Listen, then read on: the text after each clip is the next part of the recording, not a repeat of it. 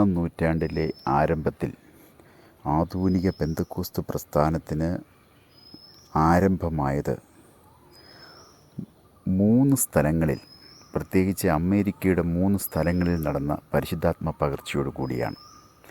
അതിൽ ആദ്യത്തേത് 1901 ജനുവരി 1 അമേരിക്കയിലെ കാൻസാസ് സിറ്റിയിൽ ടൊപ്പേക്ക എന്ന പട്ടണത്തിൽ ബെഥേൽ ബൈബിൾ സ്കൂൾ എന്ന വേദപഠനശാലയിലെ വിദ്യാർത്ഥിനി ആഗ്നസ് ഓസ്മാൻ എന്ന സ്ത്രീയുടെ മേൽ പരിശുദ്ധാത്മാവ് വന്നതോടുകൂടിയാണ്.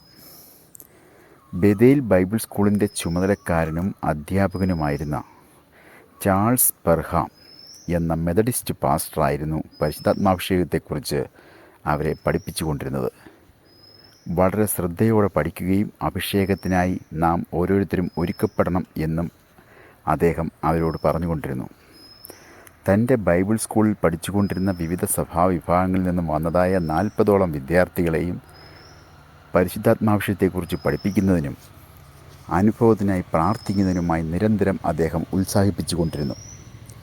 അങ്ങനെ 1900 ഡിസംബർ 31 പെർഹാമിൻ്റെ ബൈബിൾ സ്കൂളിലെ 40 വിദ്യാർത്ഥികളും 75 വിശ്വാസികളും വർഷാവസാന പ്രാർത്ഥനയ്ക്കായി സ്കൂളിൽ ഒരുമിച്ച് കൂടി. പരിശുദ്ധാത്മാഭിഷേകം ഒരു പ്രധാന പഠന വിഷയമാക്കിയിരുന്ന പെർഹാമും വിദ്യാർത്ഥികളും യോഗത്തിൻ്റെ ആരംഭം മുതൽ ആത്മാവിൻ്റെ ശക്തിയേറിയ പ്രവർത്തനം അനുഭവിപ്പാൻ തുടങ്ങി. ഈ പ്രത്യേക പ്രാർത്ഥന പിറ്റേ ദിവസവും തുറന്നുകൊണ്ടിരുന്നു. ആഗ്നസ് ഓസ്മാൻ എന്ന വേദവിദ്യാർത്ഥിനി 1901 ജനുവരി 1 വൈകുന്നേരം നടന്ന പ്രാർത്ഥനയിൽ പുതിയ നിയമസഭയിൽ ചെയ്തിട്ടുള്ളതുപോലെ പരിശുദ്ധാത്മാഭിഷേകം പ്രാപിക്കുന്നതിനായി തൻ്റെ തലമേൽ കൈവച്ച് പ്രാർത്ഥിക്കണമെന്ന് പെർഹാമിനോട് ആവശ്യപ്പെട്ടു. പെർഹാം പ്രാർത്ഥിച്ചു തീർന്ന ഉടനെ ആഗ്നസ് ദൈവശക്തിയാൽ നിറയപ്പെടുകയും അന്യഭാഷകളിൽ സംസാരിക്കുകയും ചെയ്തു. കഴിഞ്ഞ നൂറ്റാണ്ടിൻ്റെ ആദ്യ വർഷത്തിൻ്റെ പ്രാരംഭ ദിവസം തന്നെ അന്യഭാഷണത്തോടു കൂടിയുള്ള പരിശുദ്ധാത്മാഭിഷേകം വ്യക്തമായ ചരിത്രാനുഭവങ്ങളോടെ പകരപ്പെട്ടു.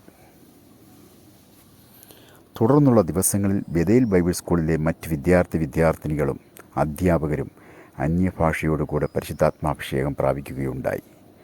ആഗ്നസിന് ചില ദിവസങ്ങളോളം തൻ്റെ മാതൃഭാഷയായ ഇംഗ്ലീഷിൽ സംസാരിപ്പാൻ കഴിയാതെ തനിക്ക് പരിചയമില്ലാത്ത അനേകം ഭാഷകളിൽ തനിക്ക് സംസാരിപ്പാൻ ഇടയായി.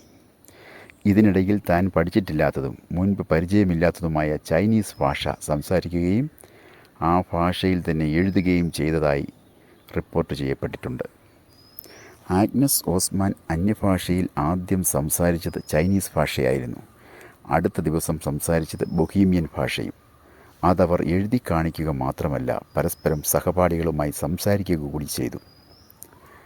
ബെഥേൽ ബൈബിൾ സ്കൂളിലുണ്ടായ പരിശുദ്ധാത്മാവിൻ്റെ തേജസ്സേറിയ അനുഭവങ്ങൾ കേട്ടറിഞ്ഞ് ചുറ്റുപാടുമുള്ള പ്രദേശങ്ങളിൽ നിന്ന് സഭാ ശുശ്രൂഷകന്മാർ, ബൈബിൾ സ്കൂൾ അധ്യാപകർ, സത്യാന്വേഷികളായ വിശ്വാസികൾ കടന്നു വരികയും അനേകർ അന്യഭാഷയോടുകൂടെ പരിശുദ്ധാത്മാഭിഷേകം പ്രാപിക്കുകയും ചെയ്തു. ടൊപ്പേക്കയിലുള്ള ബൈബിൾ സ്കൂളിൽ ആരംഭം കുറിച്ച പരിശുദ്ധാത്മാവിൻ്റെ ആവാസത്തെക്കുറിച്ച് ടൊപ്പേക്കോ ക്യാപിറ്റോൾ, കാൻസാസ് സിറ്റി ജേർണൽ തുടങ്ങിയ പത്രങ്ങൾ വിശ്വാസികളുടെ ഇടയിൽ അനുഭവപ്പെട്ട ആത്മനിറവ്, വിശ്വാസത്തോടുകൂടിയുള്ള പ്രാർത്ഥന, അന്യഭാഷ, രോഗശാന്തി തുടങ്ങിയ വിഷയങ്ങളെക്കുറിച്ച് അനുകൂലമായ രീതിയിൽ റിപ്പോർട്ട് ചെയ്ത് ജനമധ്യത്തിൽ പരിശുദ്ധാത്മാഭിഷേകം പ്രാപിച്ചവരെക്കുറിച്ച് അറിയുന്നതിനും സത്യാന്വേഷണികളെ ഈ അനുഭവത്തിലേക്ക് തിരിക്കുന്നതിനും ഇടയാക്കി. 1901 ജനുവരിയിൽ ടൊപ്പേക്ക പട്ടണത്തിൽ ഉണ്ടായ ആത്മപകർച്ചയ്ക്ക് ശേഷം പെർഹാമും തൻ്റെ വിദ്യാർത്ഥികളും ചുറ്റുപാടുമുള്ള പട്ടണങ്ങളിലേക്കും തുടർന്ന് അമേരിക്കയുടെ തെക്കുകിഴക്കൻ സംസ്ഥാനങ്ങളിലേക്കും പെന്തക്കോസ്തിൻ സന്ദേശവും സുവിശേഷ ദൂതുമായി സഞ്ചരിക്കുവാനിടയായി.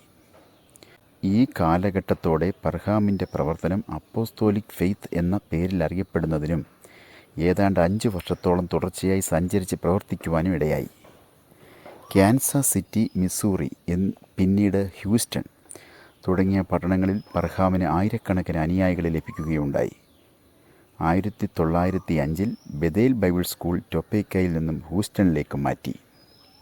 ഹൂസ്റ്റണിലെ പെർഹാമിൻ്റെ ശുശ്രൂഷയിൽ ഏറ്റവും പ്രയോജനപ്പെട്ടു വന്നത് ഹോളിനെസ് വിഭാഗത്തിലെ ഒരു പ്രസംഗകനായ വില്യം സെയ്മൂർ എന്ന കറുത്ത വർഗ്ഗക്കാരനായിരുന്നു. താൻ അന്യഭാഷാ അനുഭവം പ്രാപിച്ചിരുന്നില്ലെങ്കിലും ചാൾസ് പെർഹാമിൻ്റെ സന്ദേശം വേദപുസ്തകപ്രകാരം ശരിയാണെന്ന് ബോധ്യപ്പെട്ടതിനാൽ അതിനുവേണ്ടി പ്രാർത്ഥിക്കുവാൻ തുടങ്ങി. ഇതിനിടെ പരിശുദ്ധാത്മ സന്ദേശം പ്രസംഗിക്കുന്നതിനായി സേമൂറിന് ലോസ് ആഞ്ചലസിൽ നിന്നും ക്ഷണം ലഭിക്കുകയും 1906 അങ്ങോട്ട് കടന്നു പോവുകയും ചെയ്തു. ഹൂസ്റ്റണിലെ ബൈബിൾ സ്കൂളും യോഗങ്ങളും പരിശുദ്ധാത്മാവിൻ്റെ ശക്തിയായ പ്രവർത്തന മേഖലയായി.